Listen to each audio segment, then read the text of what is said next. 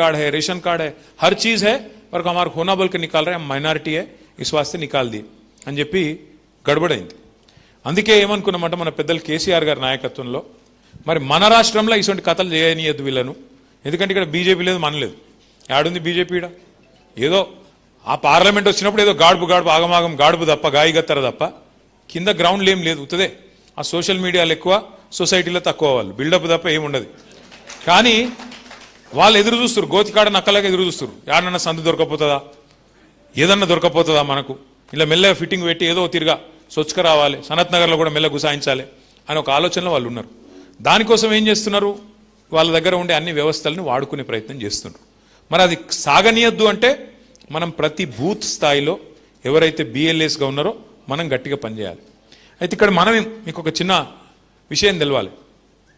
బీహార్లో గడబడైతుంటే ఆ రోజు మన పార్టీ తరఫున నేను ఉత్తరం రాసిన ఎలక్షన్ కమిషన్కు, మీరు చేస్తుంది తప్పు, ఇన్ని అనుమానాలు వచ్చేటట్టు ఎలక్షన్లు ఇంకా 3 నెలల దూరం ఉండగా నువ్వు ఇప్పుడు ఈ కథ పెడితే రేపు ఓటు పోయినాక వాళ్ళు కోర్టుకు పోయినా కూడా కోర్టులో ఇరుక్కొని పోయి ఉంటారు, ఈ లోపల ఎలక్షన్ అయిపోతుంది. మీరు చేస్తుంది తప్పు, మీరు పారదర్శకంగా చేయండి, ట్రాన్స్పరెంట్గా చేయండి, అందరికి అర్థమయ్యేటట్టు చేయండి అని ఉత్తరం రాస్తే పిలిచింది ఎలక్షన్ కమిషనర్. నేను, నాతో పాటు మన 4 ఎంపీలు, ఒక మాజీ ఎంపీ గారు, 6గురం కలిసి చీఫ్ ఎలక్షన్ కమిషనర్ను, 2 ఎలక్షన్ కమిషనర్లు, 3గురిని గంట సేపు కూర్చున్నాం. వాళ్ళతో కూర్చొని డిమాండ్ చేసినాం. ఏమని డిమాండ్ చేసినాం?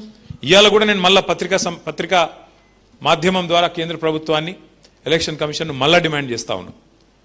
చాలా మందికి అనుమానాలు ఉన్నాయి, ఈ డబ్బాలు గోల్మాల్ అవుతున్నాయి, అందులోమో ఉన్నది, ఆ చిప్పు అటు ఇటు అవుతుందట, ఉన్నాయా లేవా నేను చెప్పేది? చాలా మందికి అనుమానాలు, లేకపోతే గిన్నిగానం ఎట్లా గెలుస్తారు వీళ్ళు చేసింది ఏముడిది, ఇట్లా చాలా మందికి అనుమానాలు ఉన్నాయి.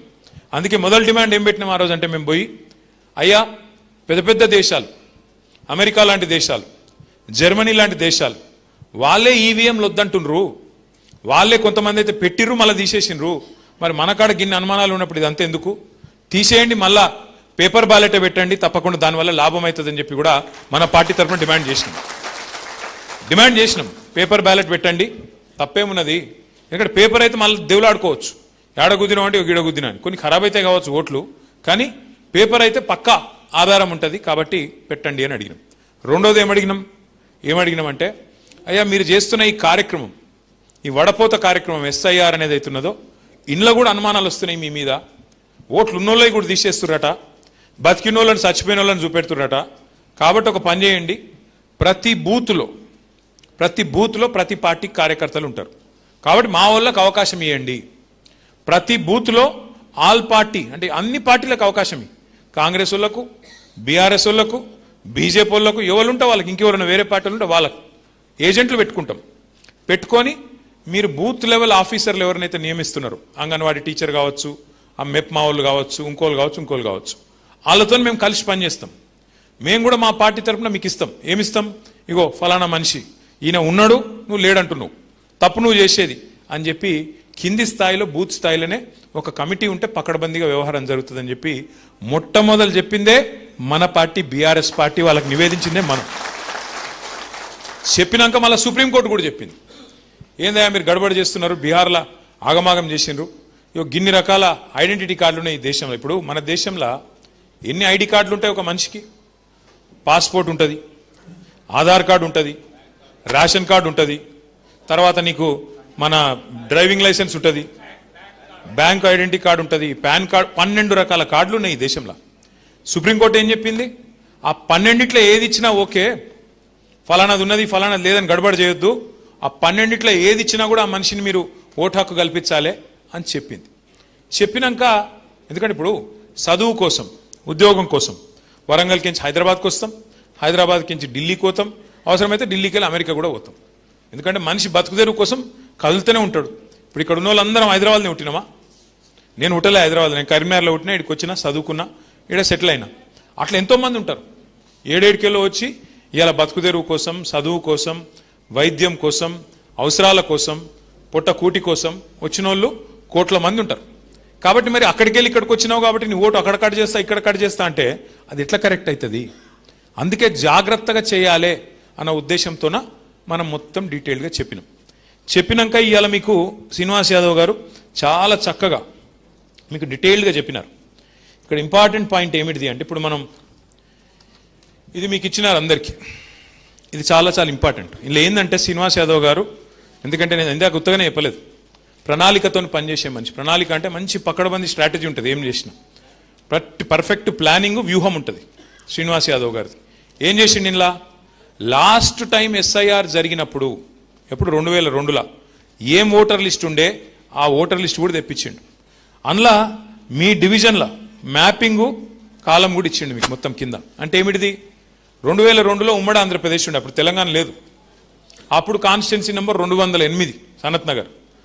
అప్పుడు మళ్ళీ కాన్స్టిట్యున్సీ కూడా ఈ రోజున్న కాన్స్టిట్యున్సీ ఆ రోజు లేదు. ఈ రోజున్న సనత్ నగర్ కొంత అప్పుడు సికింద్రాబాద్లో ఉండే, కొంత సనత్ నగర్లో ఉండే. కాబట్టి ఏం చెప్తున్నాడు సీనన్న, మీకు కొన్ని పద్మారావు నగర్ లాంటి డివిజన్ అయ్యాల సికింద్రాబాద్లో ఉండే, ఇవాళ సనత్ నగర్లోకి వచ్చింది.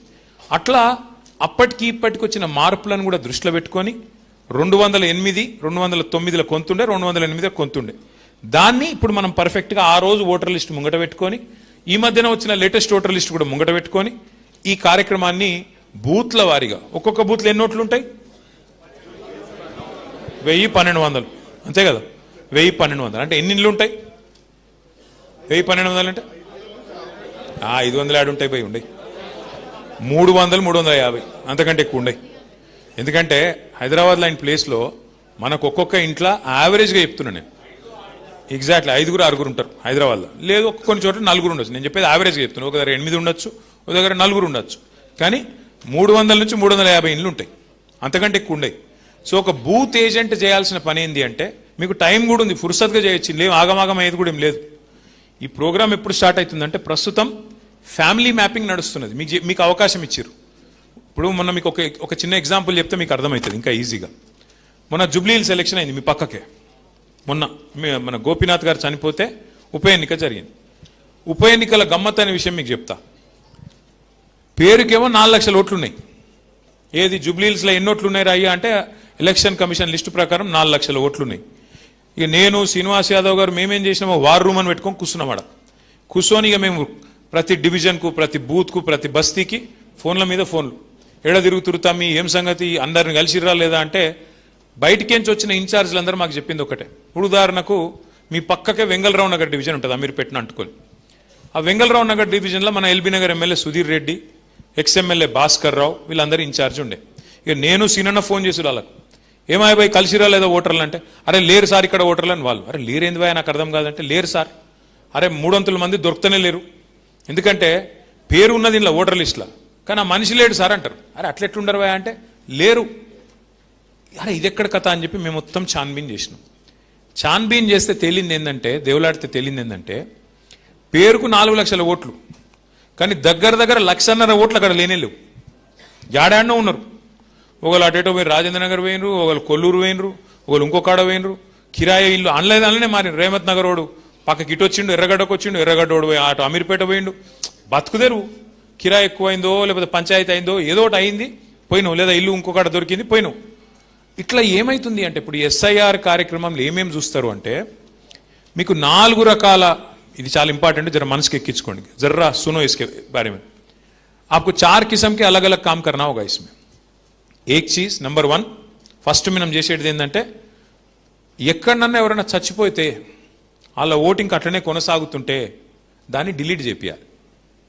ఉదాహరణకు ఒక ఇంట్లో పెద్ద మనిషి ఉండే, 95-100 ఏళ్ళ పెద్ద మనిషి ఉండే, ఆయన చనిపోయిండు, కానీ ఓటర్ లిస్టులో పోయిన ఓటర్ లిస్ట్ ప్రకారం అట్లే ఉంది, చెప్పి తీయించాలి. ఇగో ఈయన లేడు సార్, చనిపోయిండు అని చెప్తే తీసేస్తారు. నెంబర్ 1. ఇక్కడ కొంత లంగతనం ఉంటుంది. ఏముంటుంది, ఆ దొంగ ఓటు అట్లే కంటిన్యూ అయితే నేను గుద్దుకోవచ్చు కదా అని అవతల ఓటు చూస్తుంటాడు. అది మనం చూసుకోవాలి, జాగ్రత్త పడాలి. ఓహో ఇదేదో ఉన్నది రాబాయ్ అంటే, ఇగో ఇది కరెక్ట్గా లేదు. ఎందుకంటే ఇగో మనం సింపుల్, ఇందాక సీననే చెప్పింది ఒకటి చాలా మంచి మాట. ఏం చెప్పిండు, మనం వాళ్ళ మీద తిట్టేది లేదు, చదివేది లేదు, వాళ్ళ మీద కేసులు పెట్టేది లేదు, గడబడి చేసేది లేదు, యుద్ధాలు చేసి మన మీద కేసులు పెట్టించుకునేది కూడా లేదు. మనం ఫెయిర్గా ఫైట్ చేద్దాం, జనంలోకి పోదాం. ఇగో మేము 10 ఏళ్ళకి ఈ పని చేసినాం, రేపు మళ్ళీ అవకాశం ఇస్తే ఈ పని చేస్తామని ప్రజల ముందు వాళ్ళ దయ కోసం అడుగుదాం. వాళ్ళు గెలిపిస్తే వాళ్ళ కోసం పని చేద్దాం. వద్దురాబాయి పక్కకు కూర్చోండి, పక్కకు కూర్చుందాం, గడబడేమున్నది. అంతేగాని దొంగ ఓట్లు వేయించుకున్నాడు, దొంగ ఓట్లు రాయించుకున్నాడు, మళ్ళీ వాటిని గుద్దుడు, అది ఎందుకు, ఆ టెన్షన్ అంత ఎందుకు మనకు. అందుకే మనం ఫెయిర్ ఫైట్ కోసం, పారదర్శకంగా పనిచేయడం కోసం మనం 4 పనులు చేద్దాం, వాళ్ళకి సహకరిద్దాం ఎలక్షన్ కమిషన్. ఎట్లా? నంబర్ 1, చనిపోయిన వాళ్ళు ఉంటే వాళ్ళ ఓట్లు ఖచ్చితంగా డిలీట్ చేయించాలి. నంబర్ 1. నంబర్ 2, దానికి ఫామ్స్ గిమ్స్ ఉన్నాయి, మీకు మళ్ళా అన్ని చెప్తారు, మన పెద్దలు చెప్తారు, మన పవన్ చెప్తారు, ఇంకా మిగతా వాళ్ళు చెప్తారు. ఆ ఫామ్స్ కూడా మీకు అందజేస్తారు. నంబర్ 2, ఇదివరకు లేదు, ఇప్పుడు 18 ఏళ్ళు నిండిన వాళ్ళు ఉంటారు పిల్లలు, మన ఇంట్లో పిల్లలు కావచ్చు, ఇంకోళ్ళు కావచ్చు, 18 ఏళ్ళు నిండిన వాళ్ళు ఉంటారు. అలా కంపల్సరీ